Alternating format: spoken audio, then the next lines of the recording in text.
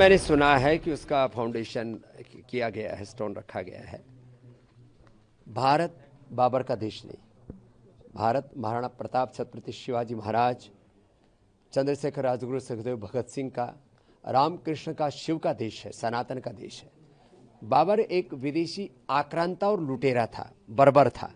इसलिए उसके नाम को महिमा मंडित करने वाले लोग, मुझे लगता है वो कहीं ना कहीं भारत के साथ गद्दारी कर रहे हैं, और ऐसे लोग कभी भी अपने मकसद में कामयाब नहीं होंगे।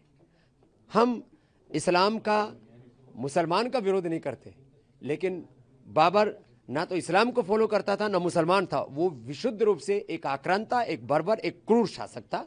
उसको महिमा मंडित नहीं करना चाहिए। 6 दिसंबर को कैसे याद करते हैं? वो दिन है जिस दिन बाबरी मस्जिद को ढहाया। ये 6 दिसंबर गुलामी की निशानियों को मिटाने का दिन है, और गुलामी की निशानियां चाहे कहीं पर भी है, मिटनी चाहिए। चाहे वो हमारे तीर्थ स्थलों के रूप में हो, चाहे वो किसी नाम के रूप में हो, चाहे वो हेल्थ में, चाहे एजुकेशन में। आज शिक्षा की गुलामी चल ही रही है, चिकित्सा की गुलामी भी चल रही है। तो सभी प्रकार की गुलामी की निशानी और गुलामी की मानसिकता से पाने का ये वक्त है। और मैं आश्वस्त हूँ, भारत के लोग अब जागरूक हो गए हैं। किसी विदेशी क्रूर आक्रांता को महिमा मंडित नहीं होने देंगे। बंगाल में जो भी हो रहा है यह बड़ा दुर्भाग्यपूर्ण है। बाबर के नाम पे जो मस्जिद का ढांचा तैयार किया जा रहा है और नींव रखा गया है, ये आज अति दुर्भाग्यपूर्ण है, क्योंकि एक तरफ बाबर जो है कोई भारतीयता का प्रतीक नहीं है, बल्कि वो विदेशी आक्रांता का प्रतीक है। तो ये लड़ाई हिंदू मुस्लिम नहीं, बल्कि विदेशी आक्रांता वर्सेस भारतीयता की है। और जिस प्रकार से वहाँ के टीएमसी के निलंबित विधायक ने ये किया है, कहीं न कहीं हमें लगता है कि टीएमसी भी अप्रत्यक्ष रूप से वहाँ की सरकार भी जुड़ी हुई है। अगर नहीं जुड़ी होती तो बहुत पहले उनके खिलाफ कार्रवाई कर दी होती।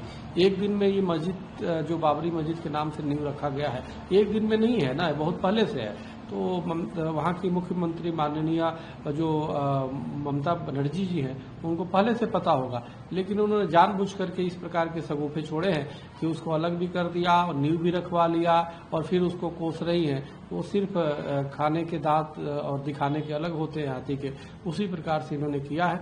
लेकिन यह देश के लिए बहुत दुर्भाग्यपूर्ण है कि जो बंगाल कभी राष्ट्रभक्तों का हुआ करता था और अनेक वहाँ से वंदे मातरम की रचना हुई, वहीं से नेताजी सुभाष चंद्र बोस वहीं के थे, स्वामी विवेकानंद वहीं के थे, और उस धरती पे विदेशी आक्रांता के नाम पे मस्जिद का नींव रखा गया। इससे बड़ा दुर्भाग्य कुछ नहीं होगा।